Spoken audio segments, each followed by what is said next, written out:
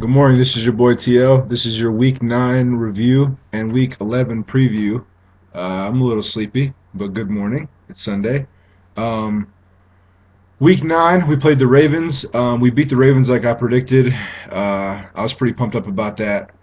The review, pretty much, the game went like I thought it would. They couldn't run against us at all.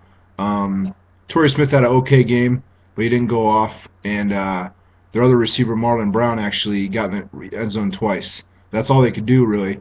Fortunately for us, Jason Campbell had another good game. I think he's had 5 touchdowns and no picks now in his last 2 starts.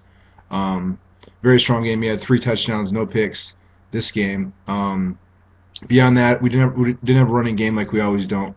For our receivers, surprisingly, Greg Little had a very good game. So that's pretty encouraging going forward. Besides that, our defense played well, just like I thought they would. We were at home, so we took care of business against the Ravens. The one thing I want to say before I continue to Week 11 is our defense. The thing that's most encouraging about our defense right now is in the beginning of the season, we obviously have Joe Hayden, but our other cornerbacks were, liabilities. And I feel like right now they're really not. That's not the case. I feel like Buster Screen and Chris Owens have stepped up and pretty much our defense really doesn't have any holes in my opinion. So going forward, now is just a tough part. Today against the Bengals, man, I tell you what, that's a tough pick. I do ESPN pick them every week, so I pick all the winners. And the games that were hardest for me to pick were the Browns, Bengals, and the Broncos and Chiefs. The reason this game's so hard for me to pick is I truly believe the Browns have a better team, but I'd be a fool to believe that home field advantage doesn't mean anything. This game's in Cincinnati. Cincinnati really needs to win as far as the playoff picture goes. When you compare the two teams, for me, this game's going to come down to Andy Dalton, his play. He's been very inconsistent lately. If the Browns can force him into 2 or 3 turnovers, I think the Browns can win. The Browns can win. It's just a matter of if they will.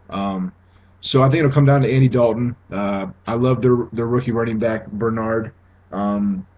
He won't have a great game because he's playing against Cleveland, but he should have some decent stats. I wouldn't be surprised if he gets in the end zone. Beyond that, A.J. Green's a beast. Hopefully Joe Hayden can keep him at bay.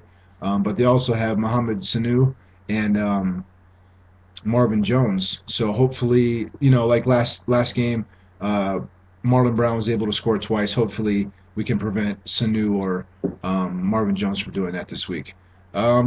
Besides that, man, I really feel like their defense isn't much better than ours. I would make the argument that our defense is better than theirs.